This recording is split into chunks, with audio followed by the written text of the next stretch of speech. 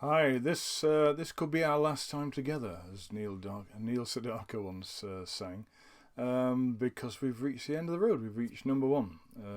Tomorrow's my 64th birthday, and that's what all this was about. The albums that have meant most to me in my collection out of the couple of thousand that I've got. Um, Behind me, you'll see a little montage of something on Facebook that came out earlier, I think, this year. What albums um, change the flow and the course of your choices in music, your musical tastes. So some of those are relevant to our chart, and some of them are not. Yeah, we said that the Brits were in bronze medal position. The Americans in Steely Dan were the silver medalists, and the gold medalist is somebody from the rest of the world. I can call it that, in a very imperial sense. And so, who could it be? Well, it could be Bjork. No, it couldn't be Bjork. I'm just kidding. It could be maybe Can from Germany, Amon Düül, or Einstein and Neubauten, or even another Kraftwerk album. It's one of those. It could be Nana Mouskouri, maybe you're thinking.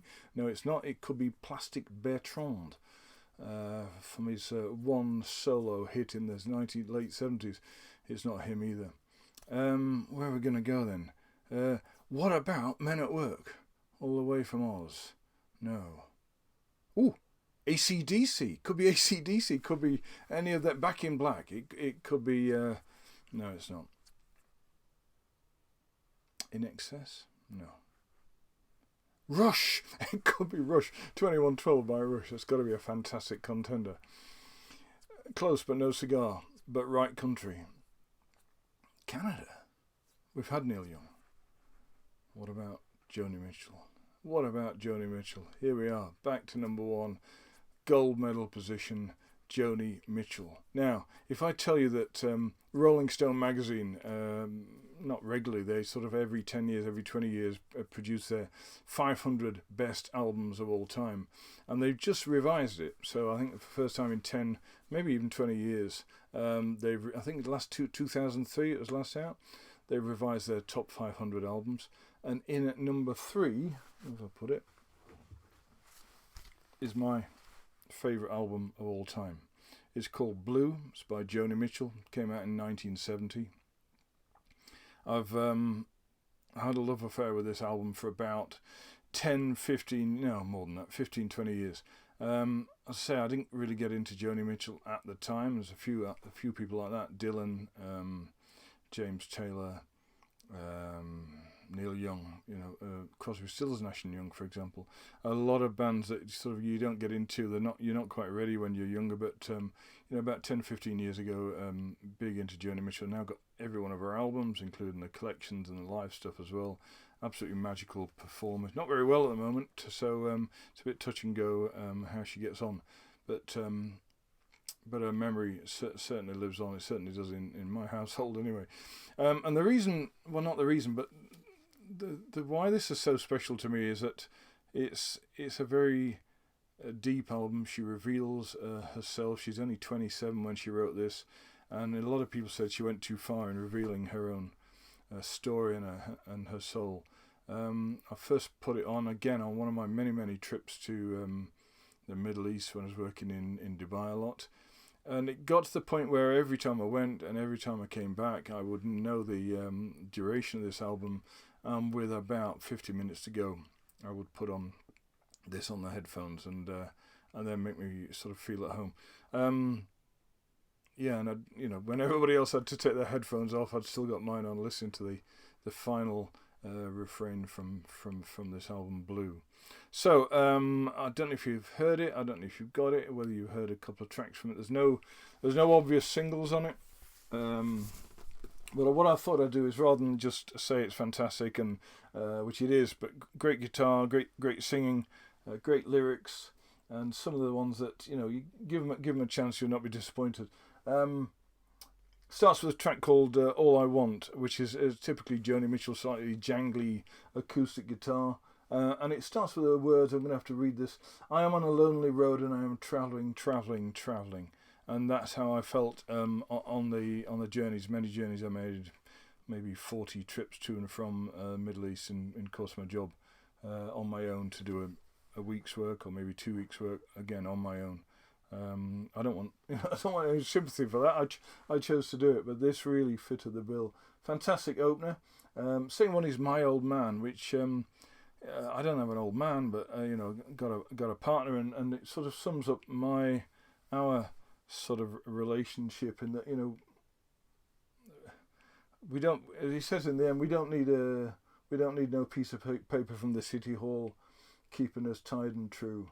My old man keeping away my blues. That's her view. That's just a person that makes you happy in the world. Doesn't have to be recognised by the authorities. Little Green. It's a bit of a little small track here, and it feels almost like a throwaway song about a girl who's called Little Green. Born with the moon in Cancer, choose her a name that she will answer to, call her green, and the winters cannot fade her. It's a sad song, but it's even sadder when you realise that the girl she's singing about is a baby that she gave up for adoption in the 1960s. For whatever reason it was, I don't know that. But that I don't know if she's met her since or not met her, but I'm pretty sure they've met up since. But that's what the story is all about. So again, very sad song. We've got a song about Carey, who has just been released, who this guy is, a friend of hers that she met in Africa, and did a lot in holidays in Mediterranean, etc., etc. And it says at the end, "Oh Carey, get out your cane, I'll put on some silver, and we'll go to the Mermaid Cafe and have some fun tonight. You're a mean old daddy, but you're out of sight." So again, just happy times, her and him getting together.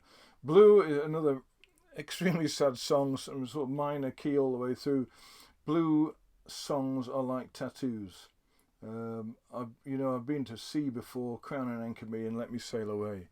A little bit of blue to get under your skin, i.e. ink in an empty space. Almost a painful song. Beautiful song. So second side starts like the first side. California is an upbeat song about missing where she lives and wanting to go back to California. I think she's in France. Yeah, sitting in a park in Paris, France, reading the news. It sure looks bad. They won't give peace a chance. 1970 again. We're back there.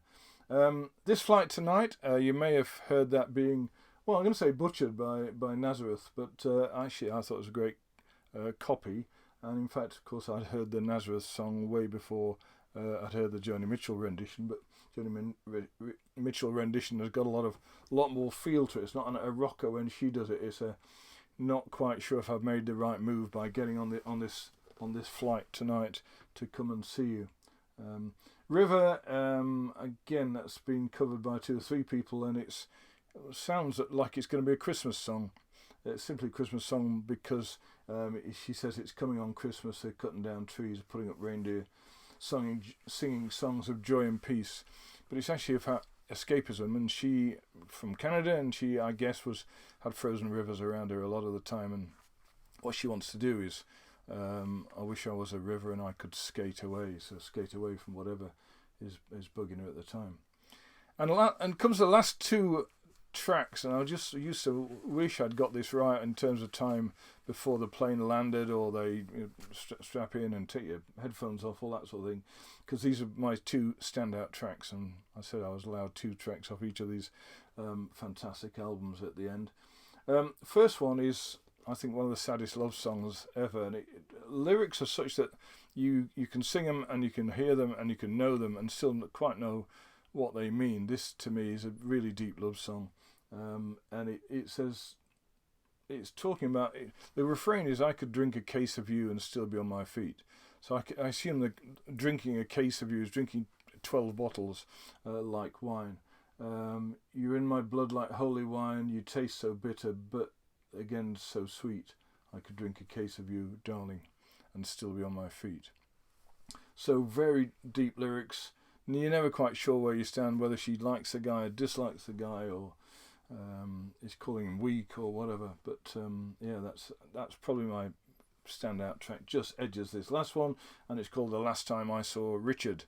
And this again would appear to be about a lost love a guy left her, or she left him a few years ago. It says the last time I saw Richard was in Detroit in '68, so that's 2 years before this was written. So I guess that's the pain of a breakup.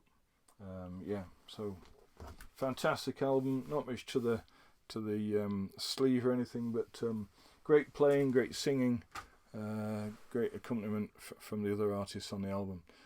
So that's it. That's my 64th and favourite album. I don't know how many you would agree with that are on my list. If you want to start this up, and a couple of my friends have said, yeah, I'm going to do that when I reach a significant birthday. Great thing to do. I'd love to tune in and watch yours. Yeah, what was I going to say right at the end? Yeah, so I'll raise a glass to you tomorrow, especially if you've been watching this all the way through. I've really enjoyed putting this together, and it's taught me a lot about the sort of albums I like and why I like them, and digging a bit deeper into what keeps me going and what sustains me. So thanks for watching. Hope you enjoyed it. See you soon.